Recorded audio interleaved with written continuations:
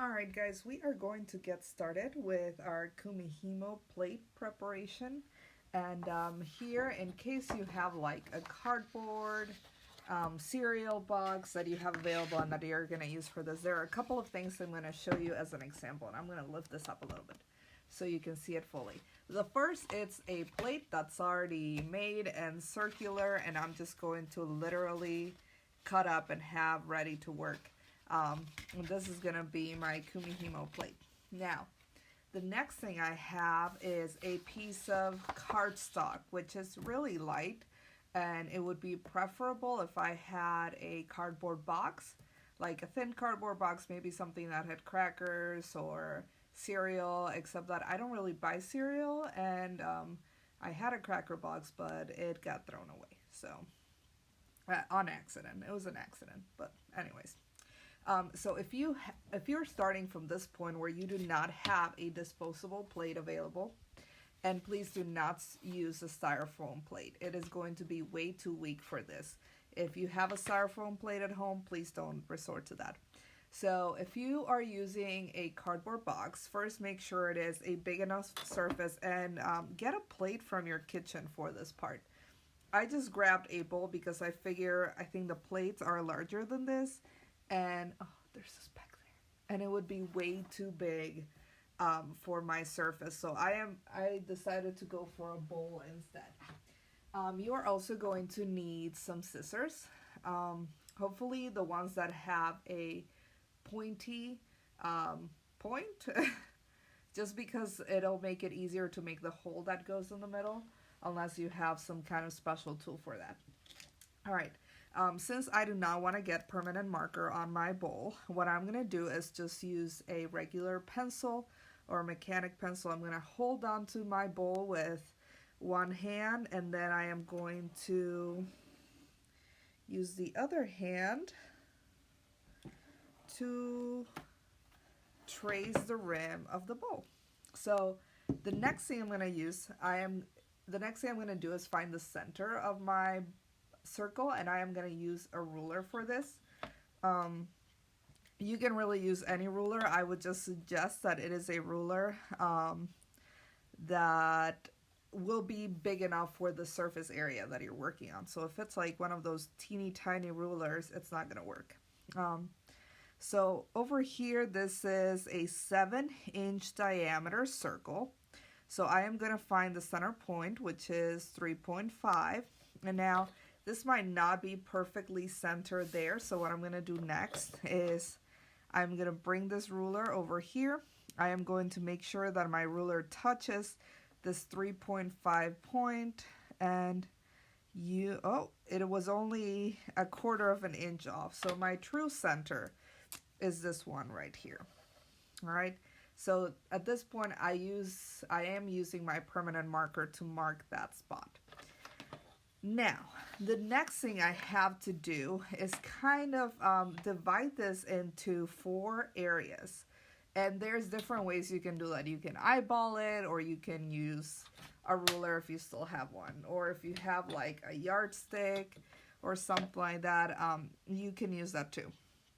So the tricky thing here is being able to have that line that is straight. So the first thing I'm going to do is I am going to make some little lines right here, some markings. Ooh. I might not want to do it with my permanent marker. So I'm going to find a different marker that's not permanent, or maybe a thinner marker.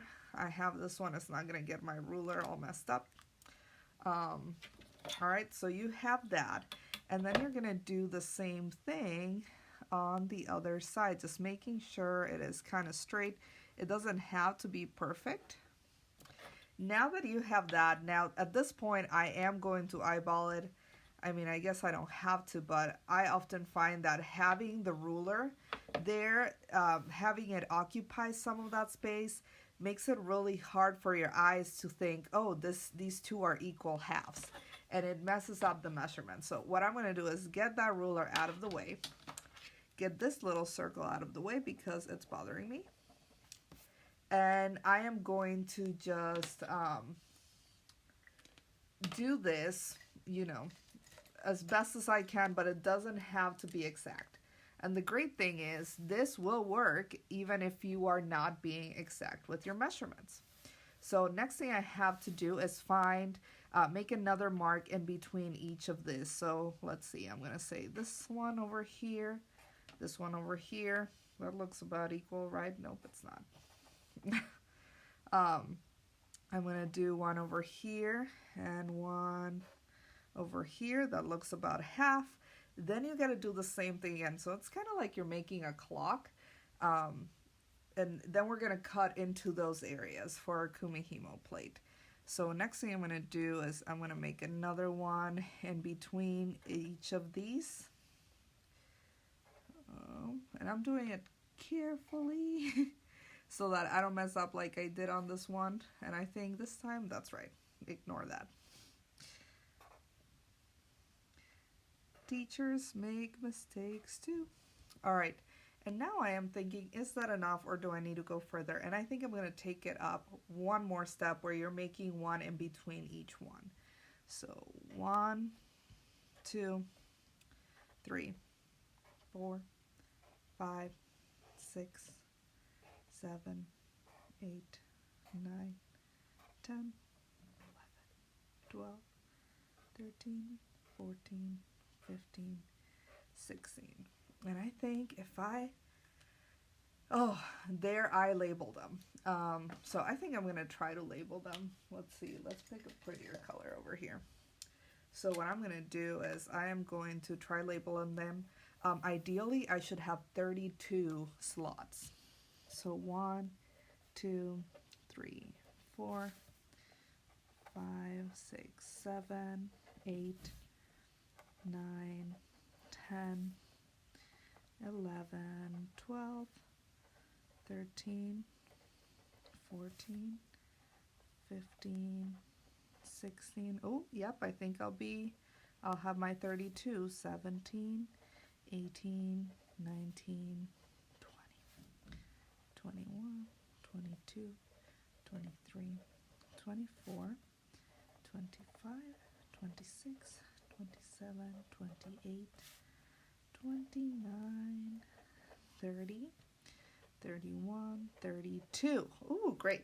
So the next thing you're going to do is, and if you look at these online, you will notice that they already sell them with the grooves, and the grooves are numbered, and they even have like these little dots where it says, oh, this is the middle point of these. So yeah, but I am not going to go through all that. I am just going to have them numbered in case you guys want to do a braid that is more complex. Next, I'm going to take my scissors and I am going to carefully hold on to these, and I am going to cut this around carefully, making sure I am respecting that circumference line I just drew.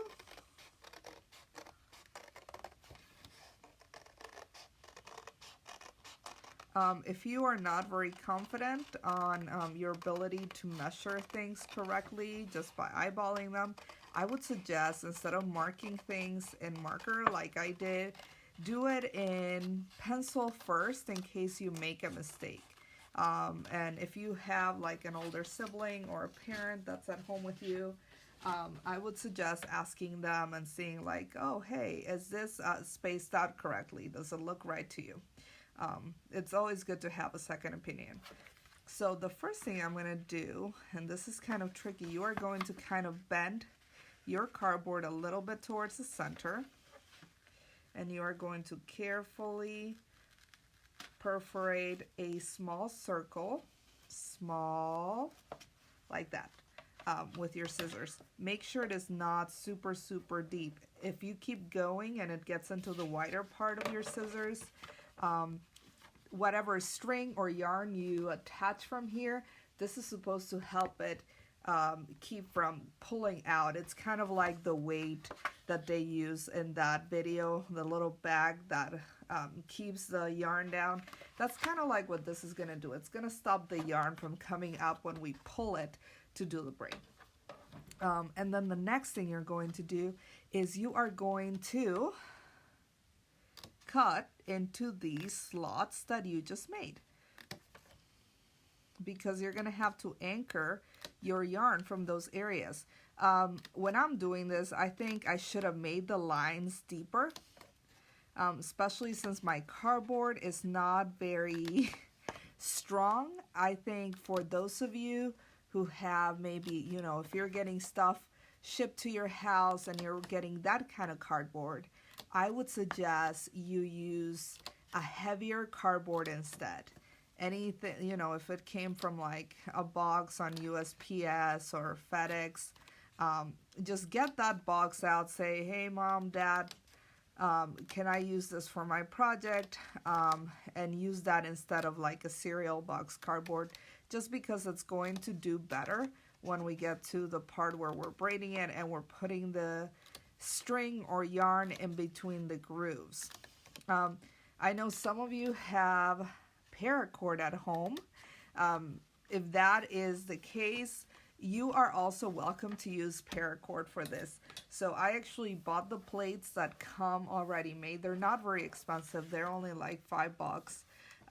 And they're really nice and heavyweight. They're not made out of cardboard. They're made out of really heavy foam. And they work great, and they come with some kind of like an acetate cord. It looks kind of like paracord, but it's shiny. So that's what they use for Kumihimo braiding commercially. It's not like the original stuff. But anyways, this is what you will need for your Kumihimo plate. And I realized I should have probably written this better. But yeah, this is it. This is how you're going to set up your plate. Now, if you already have a one of these at home like I do, what I'm going to do first is I am going to make sure I can count these. Let's see, 1, 2, 3, 4, 5, 6, 7, 8, 9, 10, 11, 12, 13, 14. Okay, this is not very good because it doesn't quite match. But I can totally still use this. I would probably use the plain side though instead of the caved in side, just because it is easier to see things. So this is what I'm going to do now. I am going to grab the plate I already have. And first, okay, let's say it's 8. The center here would be 4. I'm going to use my pencil again for this. And then when I come over here, I find my center, and it is at about here. So I'm going to get rid of this guy, and I am going to make a mark over here. All right, so then next thing I'm going to do is and since it's a circle, it's not like you have to be super exact, but I am going to make my mark here and here. And then I'm going to turn it around. And I am going to, let's see, that's that. I am going to make my marks here and here.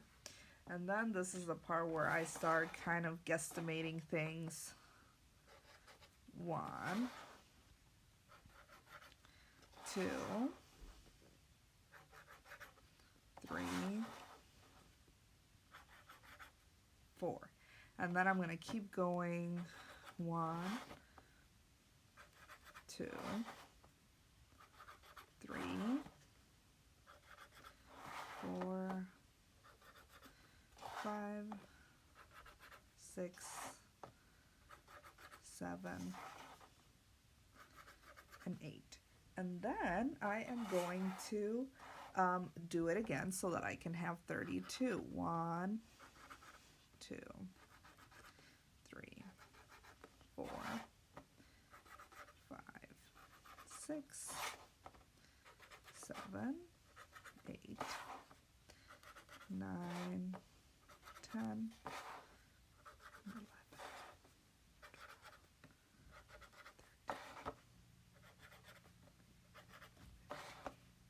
16.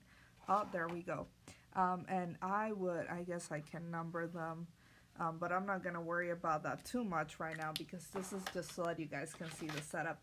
Now with my scissors, what I'm going to do is make sure I am cutting this below part, that I am not cutting into the plate.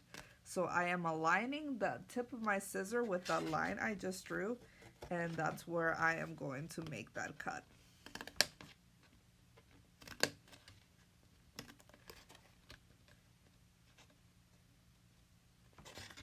And if you can see those folds in the plate, they kind of line up, which is why I was trying to count those before I decided to make all those marks, but clearly it wasn't going to be super exact. Well, I guess neither is my guesstimate, but that's okay. It's as long as it has those 32 cuts into the plate, it is going to work.